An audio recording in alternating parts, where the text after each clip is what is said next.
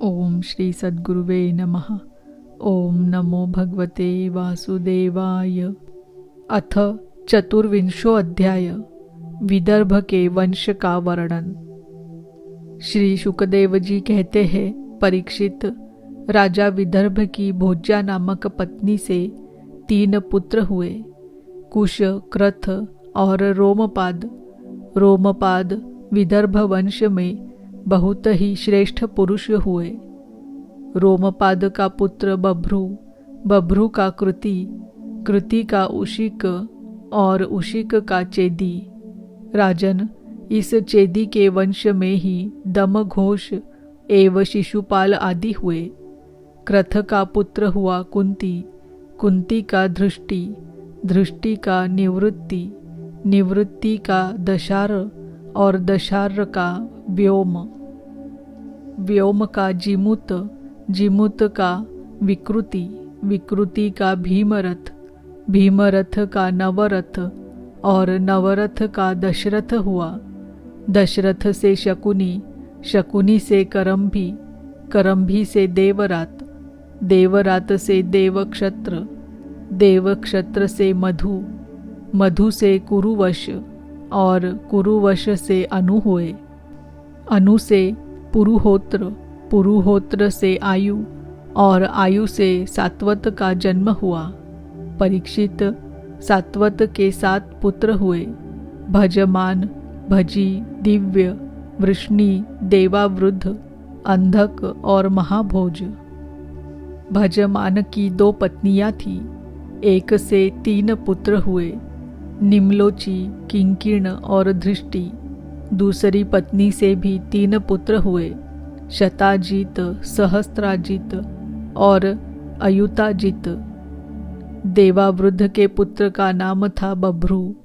देवावृद्ध और बभ्रू के संबंध में यह बात कही जाती है, हमने दूर से जैसा सुन रखा था, अब वैसा ही निकट से देखते भी है। बभ्रू मनुष्यों में श्रेष्ठ है और देवावृद्ध देवताओं के समान है। इसका कारण यह है कि बभ्रू और देवावृद्ध से उपदेश लेकर 14,065 मनुष्य परम पद को प्राप्त कर चुके हैं। सात्वत के पुत्रों में महाभोज भी बड़ा धर्मात्मा था, उसी के वंश में भोजवंशी यादव हुए। परीक्षित, वृष्णि के 2 पुत्र हुए, सुमित्र और युधाजित। युधाजित के शिनी और अनमित्र, ये 2 पुत्र थे। अनमित्र से निम्न का जन्म हुआ। सत्राजित और प्रसेन नाम से प्रसिद्ध यदुवंशी निम्न के ही पुत्र थे। अनमित्र का एक और पुत्र था, जिसका नाम था शिनी। शिनी से ही सत्यक का जन्म हुआ। इसी सत्यक के पुत्र युयुधान थे, जो सात्यकी के नाम से प्रसिद्ध हुए। सात्यकी का जय, जय का कुणी और कुणी का पुत्र युगंधर हुआ। अनमित्र के तीसरे पुत्र का नाम वृष्णि था। वृष्णि के 2 पुत्र हुए, श्वफल्क और चित्ररथ। श्वफल्क की पत्नी का नाम था गांधिनी। उनमें सबसे श्रेष्ठ अक्रूर के अतिरिक्त 12 पुत्र उत्पन्न हुए। आसंग, सारमेय, मृदुर, मृदुविद, गिरि, धर्मवृद्ध, सुकर्मा, क्षेत्रोपेक्ष, अरिमर्दन, शत्रुघ्न, गंधमादन और प्रतिबाहु। इनके एक बहन भी थी, जिसका नाम था सुचिरा। अक्रूर के 2 पुत्र थे, देववान और उपदेव।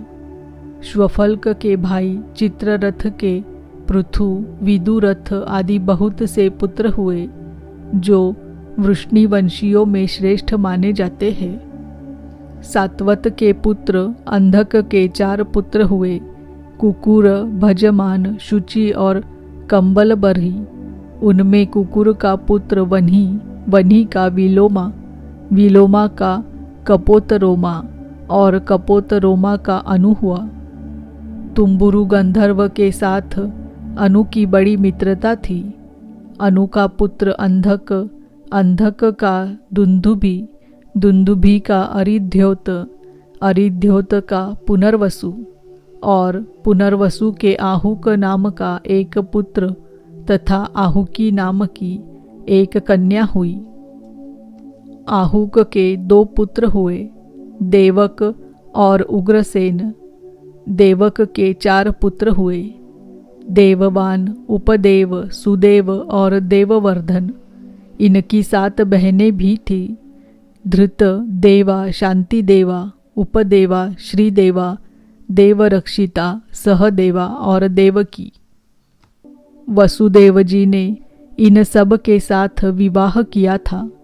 उग्रसेन के 9 लड़के थे, कंस, सुनामा, न्यग्रोध, कंक, शंकु, सुहु, राष्ट्रपाल, सृष्टि और तुष्टिमान। उग्रसेन के 5 कन्याएं भी थी, कंसा, कंसवती, कंका, शूरभु और राष्ट्रपालिका।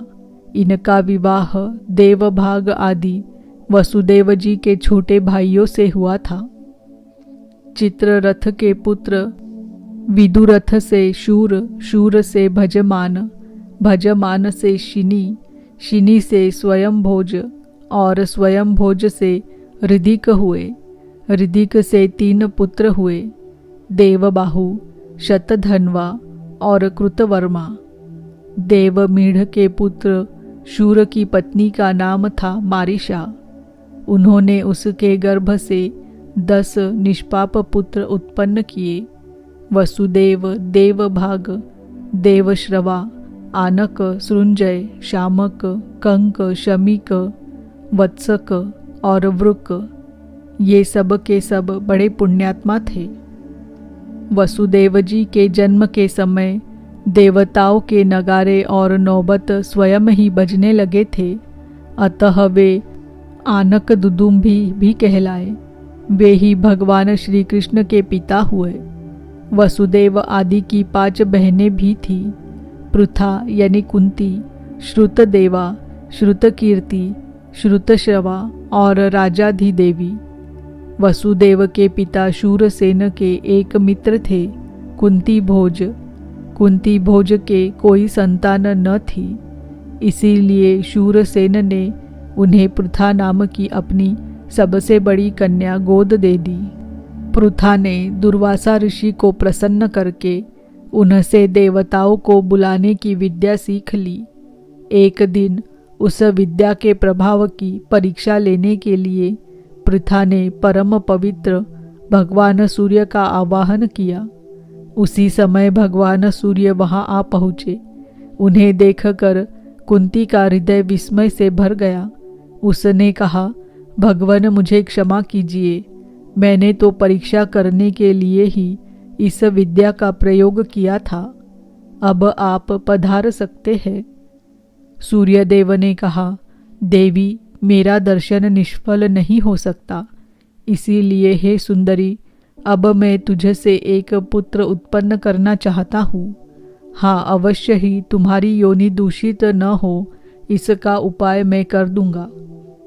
यह कहकर भगवान सूर्य ने गर्भ स्थापित कर दिया और इसके बाद वे स्वर्ग चले गए। उसी समय उससे एक बड़ा सुंदर एवं तेजस्वी शिशु उत्पन्न हुआ।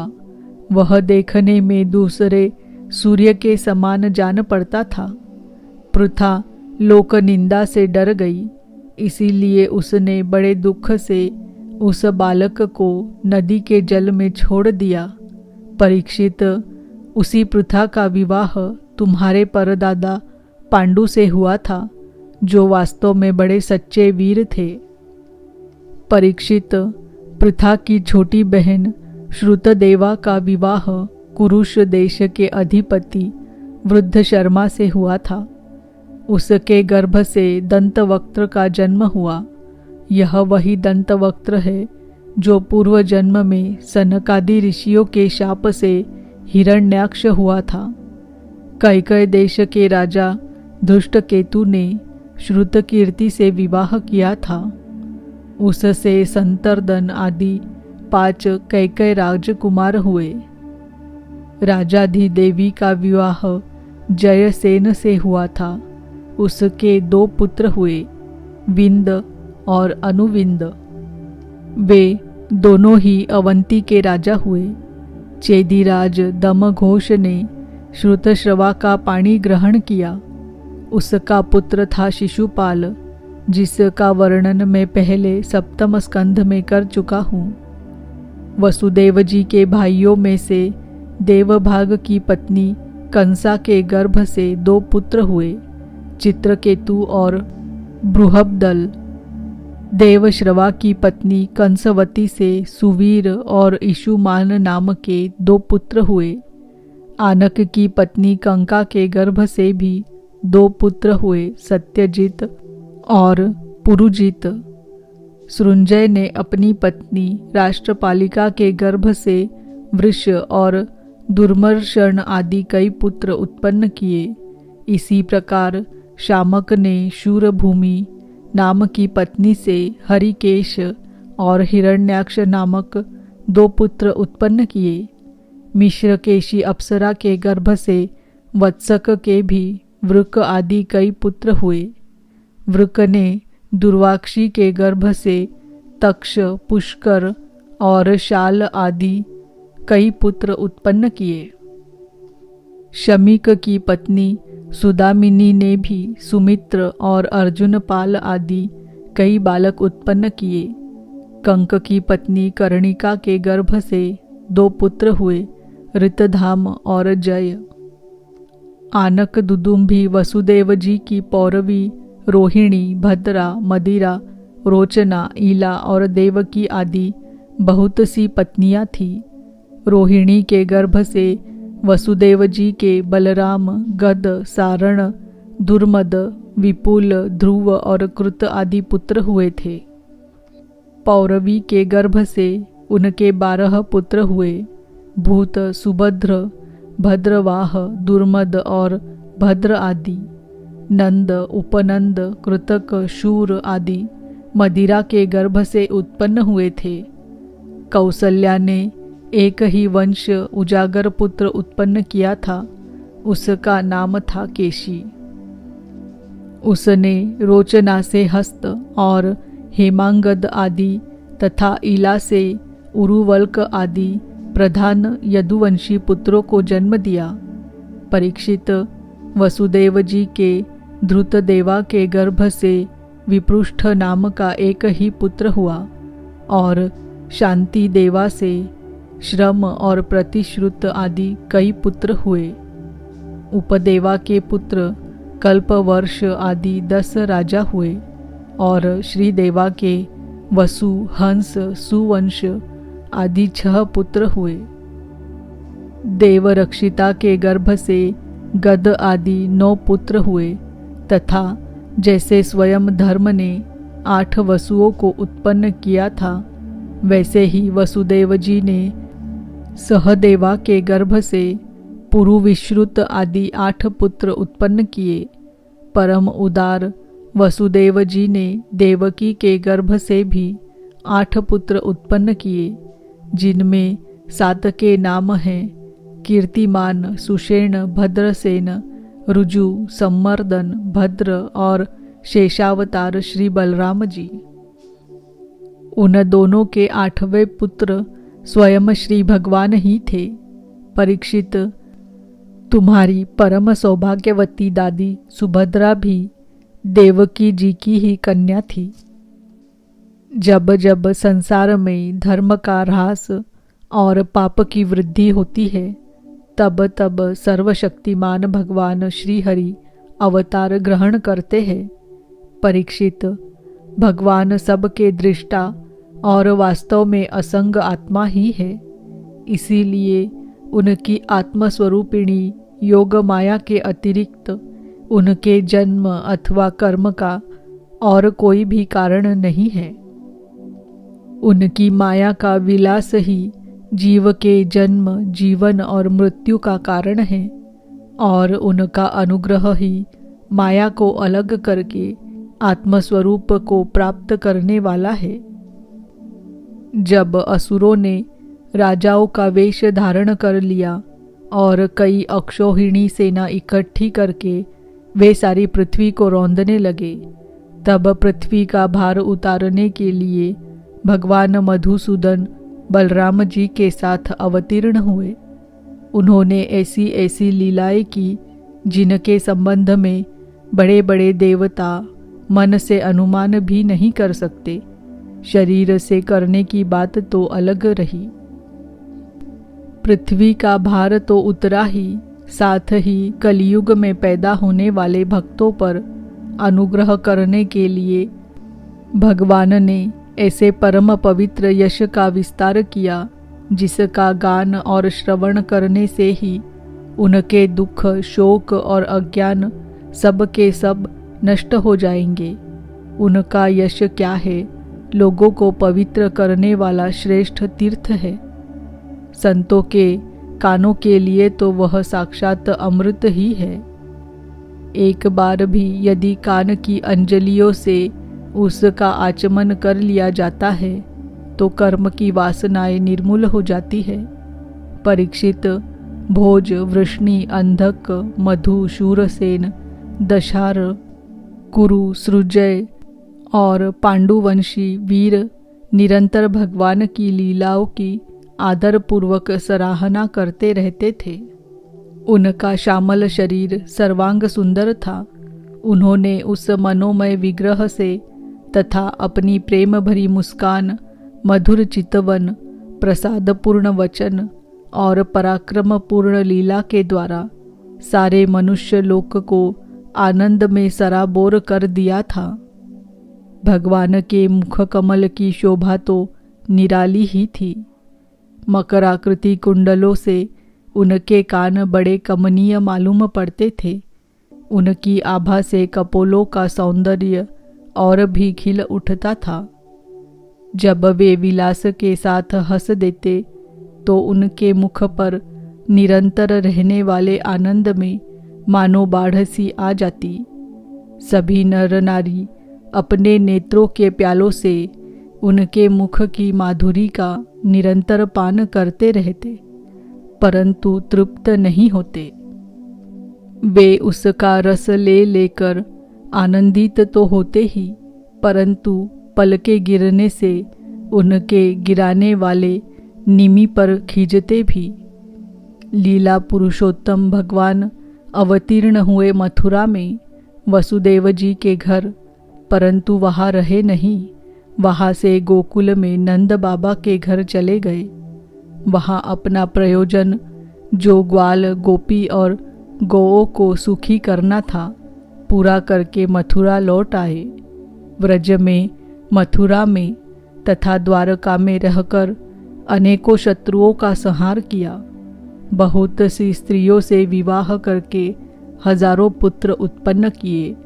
साथ ही लोगों में अपने स्वरूप का साक्षात्कार कराने वाली अपनी वाणी स्वरूप श्रुतियों की मर्यादा स्थापित करने के लिए अनेक यज्ञों के द्वारा स्वयं अपना ही यजन किया।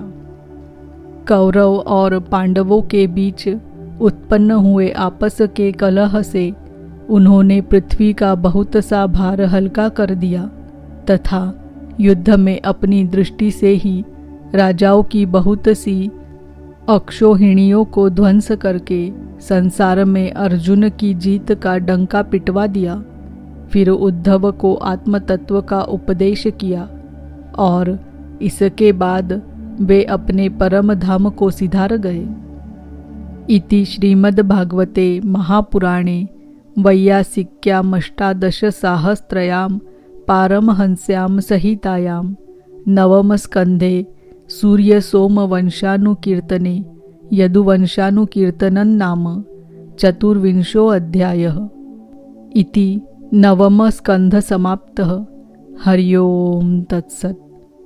ओम नमो भगवते वासुदेवाय। ओम नमो भगवते वासुदेवाय। ओम नमो भगवते वासुदेवाय।